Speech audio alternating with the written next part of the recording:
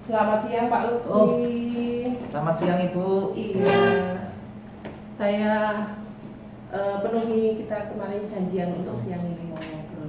Mohon maaf saya bersama Ibu Santi, katanya beliau juga ingin menyimak dari apa yang kita lakukan hari ini. Apakah Pak Lutfi berkenan jika Bu Santi turut hadir di sini? Oh, berkenan. Oh iya, terima kasih. Nah kemarin Pak Lutfi sempat saya tegur ya, kenapa kok murung, kelihatannya ada masalah. Kira-kira ada permasalahan apa yang Bapak ingin sampaikan pada saya? Iya Ibu, saya temukan itu ada suatu masalah di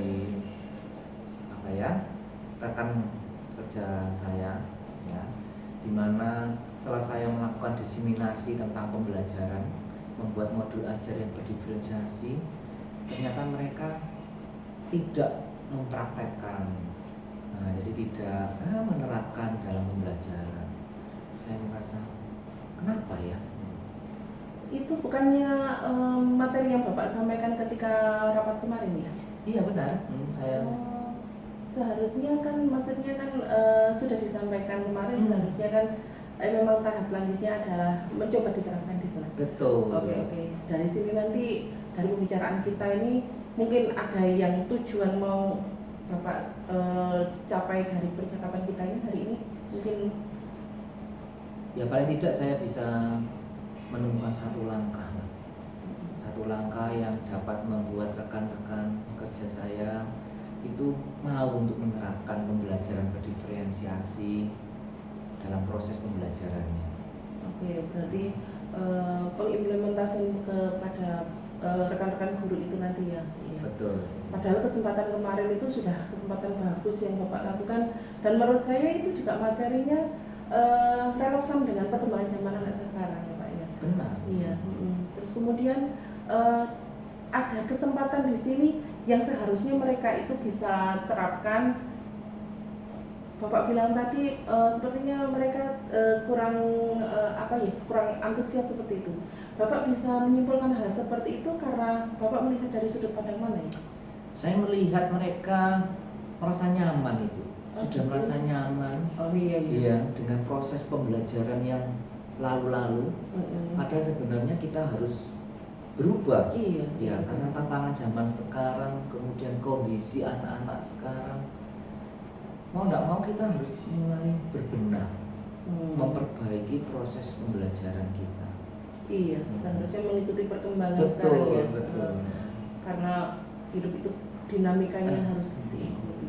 Nah, kalau Bapak merasa responnya dari teman-teman itu ternyata kurang dari skala 0 sampai 10, permasalahan Bapak ini kira-kira berapa nilai untuk yang merespon atau yang kurang meresponnya itu ada di skala berapa ya? Saya amati, saya bisa ambil skala tentang 1 sampai 10, mereka sudah melakukan 4. Wow, itu jauh sekali. Benar Ibu, banyak sekali yang mereka belum menerapkan. Iya. Padahal untuk mencapai 10 itu masih butuh jangkauan atau peningkatan yang lebih. Iya, betul.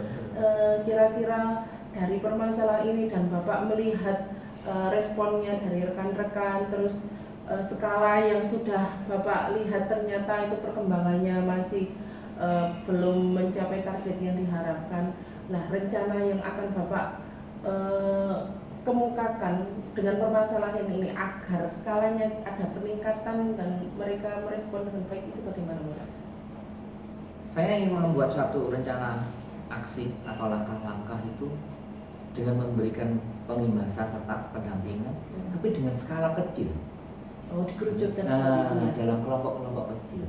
Saya akan mencoba memulai memetakan dari rekan-rekan kerja saya itu yang memiliki visi yang sama, sefrekuensi dengan saya. Iya. Itu coba kita lebih memberikan pendampingan ke mereka.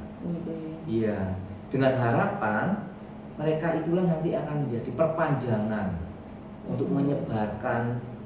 Iya, juga mereka bisa memberikan pengimbasan sehingga semakin luas lah. Yang saya tangkap itu tadi sebenarnya rencana Bapak ada dua. Yang pertama memetakan dahulu.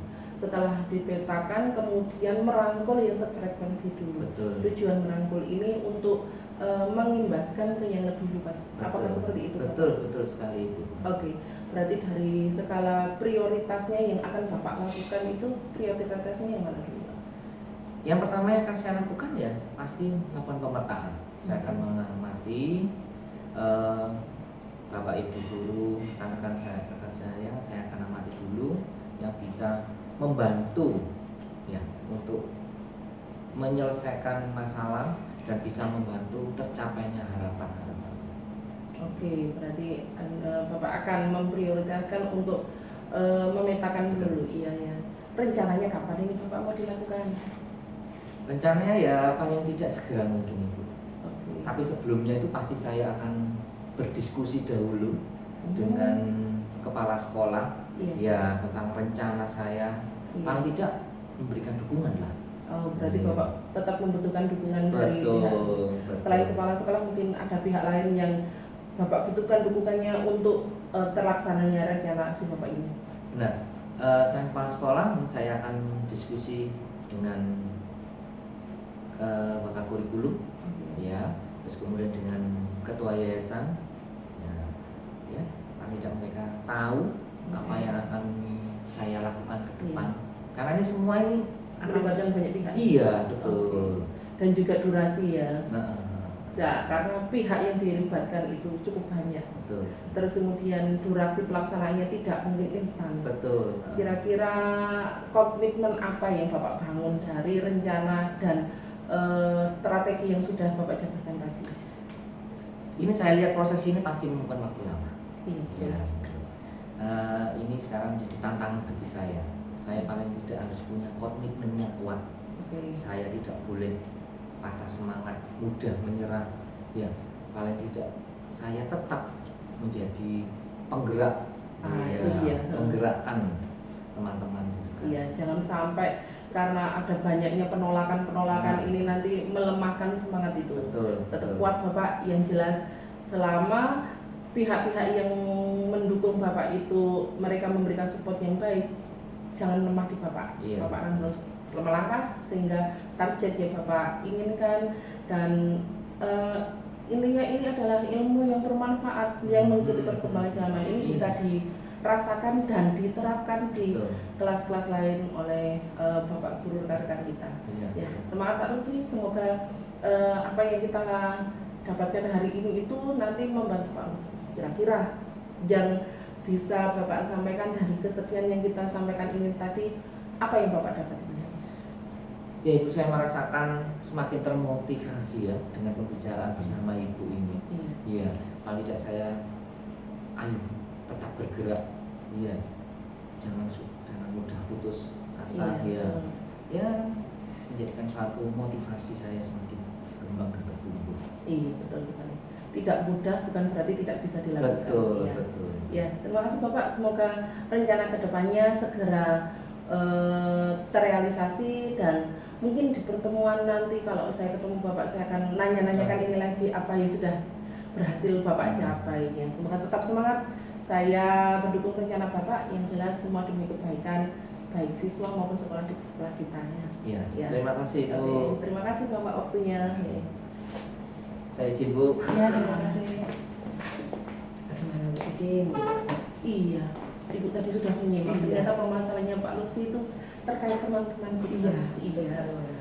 Tidak dipungkiri Bu ya, memang implementasi kurikulum baru itu kalau mereka sudah berada di zona nyaman, untuk dapat berubah itu kita butuh effort lebih gitu. Iya. Kadang orang agak sulit juga ya. Iya, sudah di zona nyamannya. Iya. Bu Didin, bolehkah saya memberikan beberapa masukan saya? Iya, berdasarkan pengamatan yang sudah tadi saya lakukan ya. Bu Didin, kata pertama yang mungkin mau saya sampaikan sama Ibu luar biasa loh. Terima kasih sudah melakukan kegiatan coaching ini ya. Iya. Saya melihat bahwa Ibu sudah mengawali kegiatan coaching ini dengan niat baik pada Pak Lutfi. Dan saya melihat tadi kegiatan coaching yang Ibu lakukan, Ibu sudah merasa ikut dalam permasalahan yang Pak Lutfi hadapi dan juga ikut membantu memfasilitasi sehingga Pak Lutfi bisa menemukan solusinya dan merasa dikuatkan. Iya. Apakah menurut Bu Didin apa yang Ibu rasakan saat ini setelah melihat kegiatan coaching yang sudah Ibu lakukan? Iya. Yang pertama saat Pak Lutfi tadi bercerita, otomatis saya semakin terbuka. Ternyata apa yang maksud baik yang mau disampaikan Pak Lutfi itu ternyata belum tentu direspon baik oleh semua orang, sehingga akhirnya menimbulkan beban di pikiran beliau. Nah, saya di sini akhirnya terbuka bahwa kita tidak bisa mengetahui isi hati setiap orang, sehingga dengan adanya sesi seperti ini membuat kita bisa lebih terbuka. Terus yang keduanya saya merasa tersanjung karena Pak Lutfi mempercayakan bercerita kepada saya, sehingga saya akhirnya mengetahui permasalahan beliau dan turut menemani beliau menemukan sendiri solusinya. Saya tidak membantu banyak, beliau sendiri yang akhirnya menemukan solusinya terhadap persoalan. Iya. Saya juga mengamati bahwa kegiatan coaching yang sudah Ibu lakukan sudah sesuai dengan alurnya. Ibu berusaha hadir penuh di sana dan alurnya Ibu sudah mengikuti juga dengan baik, sehingga Pak Lutfi merasa nyaman dan dikuatkan apa yang sudah menjadi solusi dari permasalahan Pak Lutfi sendiri. Kira-kira menurut Ibu apa yang perlu diperbaiki ya, atau evaluasi apa yang? Iya, yang jelas evaluasi bagi diri saya sendiri adalah saya perlu meningkatkan lebih untuk lebih peka terhadap sekitar, sehingga jika ada teman-teman yang sekiranya tidak bisa mengungkapkan permasalahannya, mungkin kita bisa lebih peka di situnya. Dan kemudian saya harus mengembangkan diri bagaimana untuk kita belajar dari banyak hal, mungkin dari permasalahan teman kita, mungkin dari sekarang media-media yang lebih banyak, mungkin dari murid kita untuk lebih banyak memperkaya kasanah seperti apa kita harus menghadapi situasi-situasi yang berbeda yang tidak kita inginkan. Nah, seperti itu. Iya, Bu Didin, kalau itu tadi informasi dari Bu Didin, maka saya akan menyampaikan juga apa yang menjadi sepengamatan saya tadi, bahwa Ibu sudah menjalankan kegiatannya dengan baik dan sudah berusaha membantu memetakan ya permasalahannya Pak Lutfi apa dan solusinya seperti apa. Lalu Ibu juga sudah membantu menguatkan Pak Lutfi dengan menyampaikan bahwa ada dukungan dari pihak lain yang juga membantu Pak Lutfi. Baik. Strateginya juga sudah Ibu sampaikan, luar biasa Bu. Saya juga harus belajar banyak ini sama Ibu tentang kegiatan coaching. Terima kasih Ya. Ibu. Nah, dari permasalahan teman mungkin kita bisa belajar banyak dari mereka juga. Iya. Kalau begitu harapan Ibu apa ya? Harapan kedepannya adalah sebaiknya kita tidak perlu merasa sendiri. Apapun permasalahan kita, sekecil apapun, jika ditanggung sendiri itu akan menjadi beban. Tapi kalau jika kita mampu terbuka dan kemudian mencari solusinya, itu akan menguraikan permasalahan sehingga kita lebih enjoy menjalani apapun. Yang jelas jangan merasa sendiri. Ya, Ibu. Ya. Terima kasih karena dari awal hingga akhir tadi kita juga sudah saling cerita ya. Saya tidak hanya sebagai pengamat tapi juga banyak quotes yang Ibu sampaikan hari ini. Terima kasih Ibu. Terima kasih ya Bu Didin. Semoga kita bisa. Saya juga terima kasih Ibu menyempatkan waktu untuk tadi mengikuti kegiatan kita. Iya. Makasih ya Bu Didin. Terima kasih Bu Sari.